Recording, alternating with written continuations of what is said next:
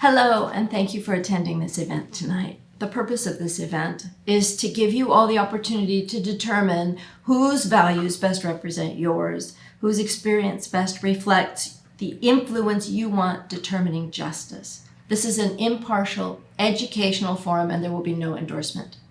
I will be your moderator tonight. My name is Toni Momberger. I'm the executive editor of this event sponsor and organizer, Follow Our Courts. Follow Our Courts is a community service providing information to the Inland Empire about legal cases, legislation, and the legal industry. There's no cost to subscribe.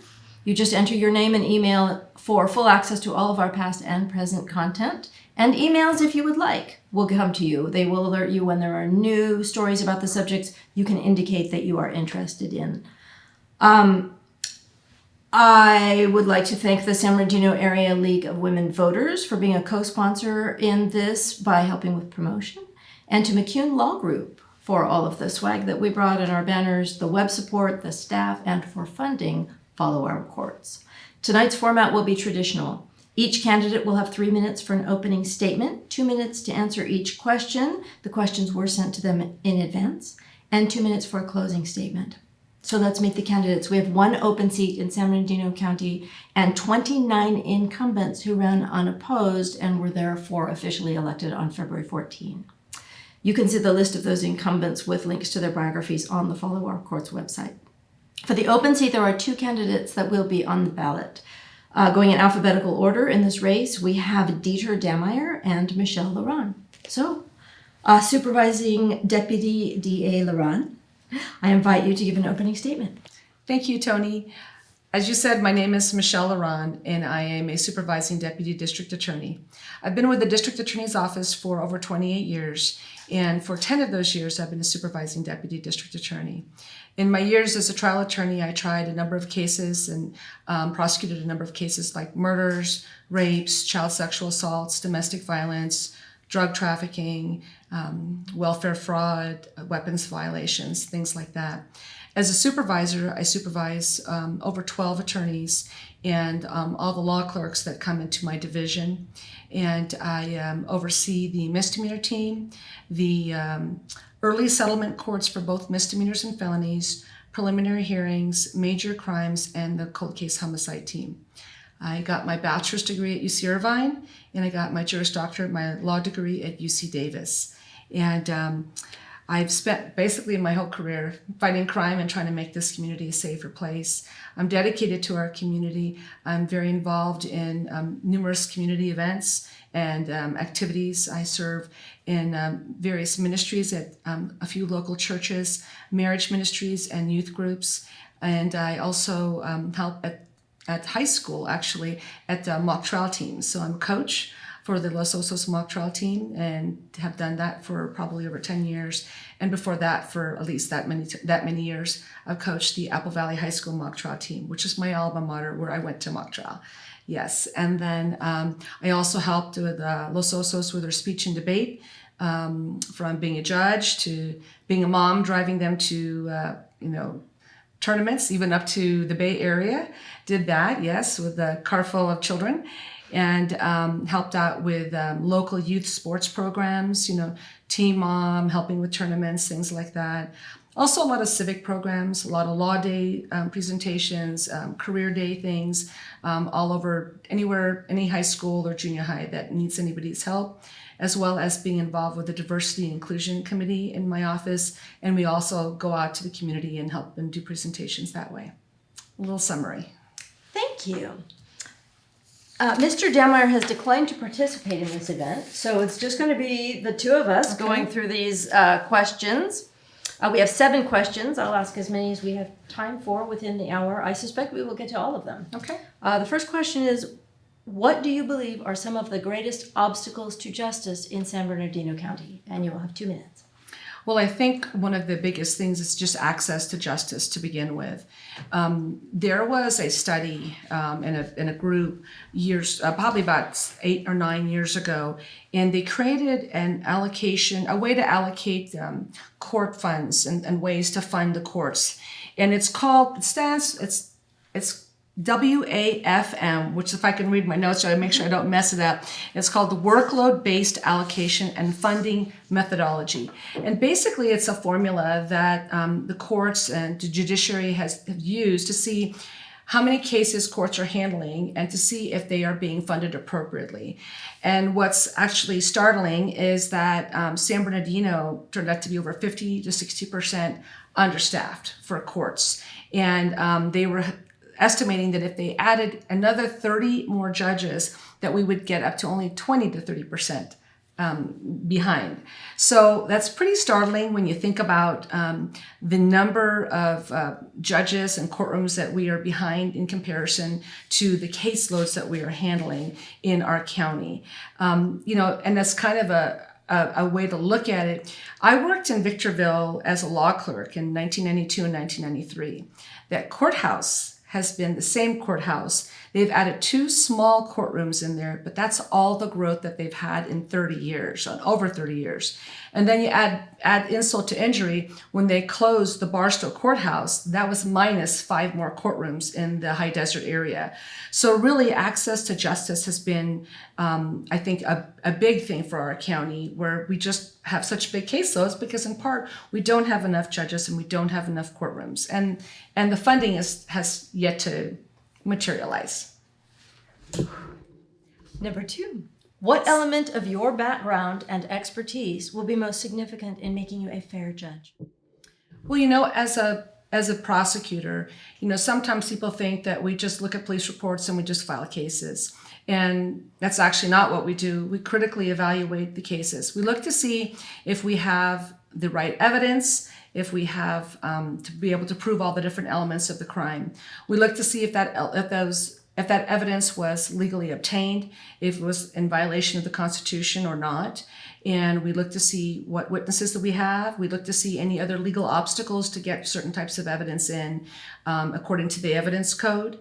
And so we evaluate those things before we make any decision whether to file or not. So really my job for the last 28 plus years has been really to do the right thing and to evaluate cases and to only file that which I believe that we can prove beyond reasonable doubt. And so I believe that's really a good foundation in order to be a good judge, right? And it's certainly a different part of the criminal justice system, but it's still one of those things that a judge has got to learn how to be fair. They have to be impartial, and they have to be able to look at everything. And whether you have personal feelings about the issues or about the law, you've got to put those things aside. And I've had to do that over the years, whether I agree with the law or I don't agree with the law. No matter who the person is, if the person is a gangbanger or whatever, hey, they're the victim too. So, you kind of have to put any kind of personal prejudices and biases aside when you evaluate cases. So I think that is one of the things that is necessary to be a good judge. And I certainly have been practicing that. Right. Question number 3, name a change to our judicial system that is needed, or explain why none is needed. Well, years ago, they did something, the states did something called the court constriction, where they reduced a lot of the courthouses. They kind of consolidated them to save money. And I understand that there was a necessity for that. But by doing that, they got rid of about 5 or 6 of the courthouses that we have in our county. So, I don't know if everybody knows this, but San Bernardino County is the largest county land-wise in the nation. And so when we close courtrooms that are farther away, let's say in Needles or Barstow or Redlands or Chino, those different courthouses all around the county, and you're consolidating it in, then you're denying access to justice from litigants, So if you want to do a family law case and you're living in Chino, you're going to have to go to San Bernardino to have your case heard.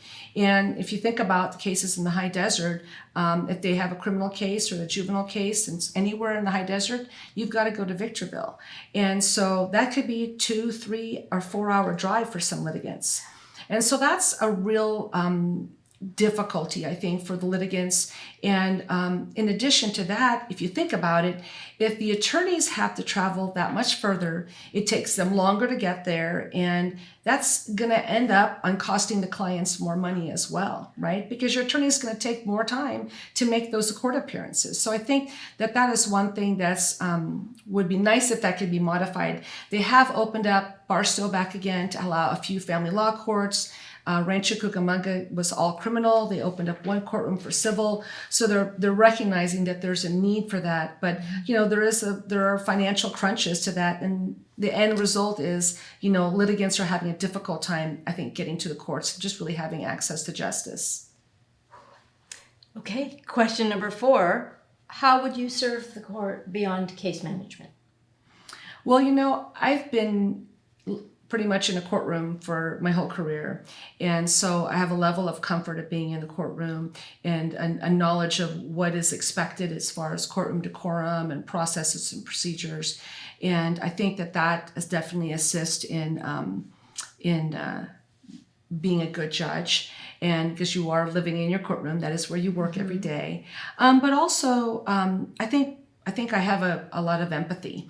And with empathy, you have to listen and you have to communicate in an effective way. And I think it's really important for litigants to know that the judge is listening. The judge has empathy. They may not agree with you or not, but they listen. And I think that's an important part for people to feel that they have been heard.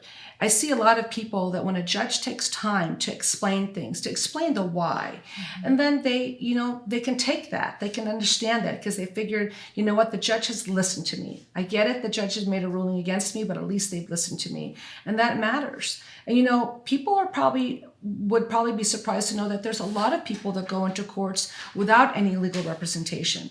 And that's scary, right? There's people maybe in family law or certain types of civil cases and things like that. And sometimes also in criminal cases that come in unrepresented. And, you have to follow the rule of law and you have to follow a certain order. But, at the same time, they have to be heard. And I think that as being a judge and listening and spending that time to, really evaluate the case and the evidence is something that's really important. Thank you. San Bernardino Superior Court has a serious case backlog. If elected, how would you ensure your courtroom runs efficiently enough to handle your share? Well, I think that part of the ways to get through our cases quickly is to be prepared. Okay, as one of the parties in the courtroom, as a prosecutor, I have to be prepared in my case. The opposing side has to be prepared in their case, but the judge has to be prepared as well.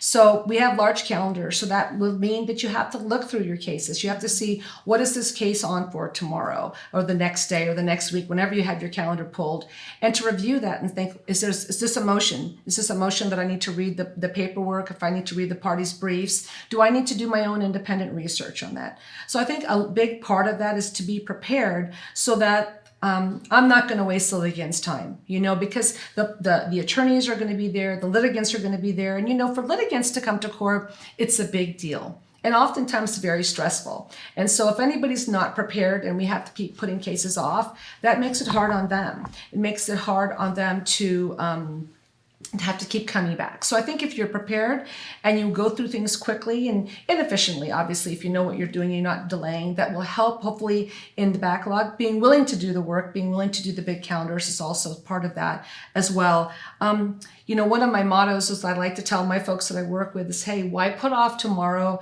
Do tomorrow what you can do today. So if it's just a phone call to be made, if it's some research to be done, let's try to get that done today. I'd rather put it off for second call and get that done, and then the case is completed, and maybe we'll get to quicker resolutions on our cases. We are at question number 6. We are definitely going to get through all 7. Okay. What characteristics make a good judge, and how do you embody those characteristics? Well, I think integrity and honesty and a willingness to work hard and diligence in the work that you do. As I mentioned earlier, that empathy, that ability to communicate with people. I think that I've tried to work my whole career really with integrity to make every decision, that I do, not just the bigger decisions, but every little decision to do the right thing. And things may happen that that you might not want in the end result, but if I know that the process that I took was a solid process, was one with integrity, which was one following the law, then I can rest easy that I know that at least I followed the right process to get to that decision. And I think that's part of the things that I can offer and to communicate. I've prosecuted a number of cases. I'm familiar with a lot of the laws. I have the desire to continue to learn, and I don't have any fear of doing the research, of learning a new law. And I think probably the biggest thing that would be a good judge is actually, I'm going to give you a quote from one of our Supreme Court justices, Justice Martin Jenkins. And I want to just make sure I read my notes because I don't want to misquote him.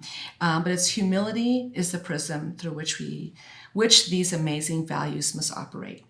And I think humility is really key.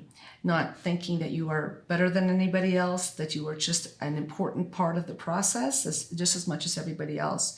And to be humble in knowing that I have to work just as hard as everybody else, being humble to know that I need to be as fair and as impartial as I can possibly be, and to be humble and knowing that everybody's opinion and their arguments need to be heard.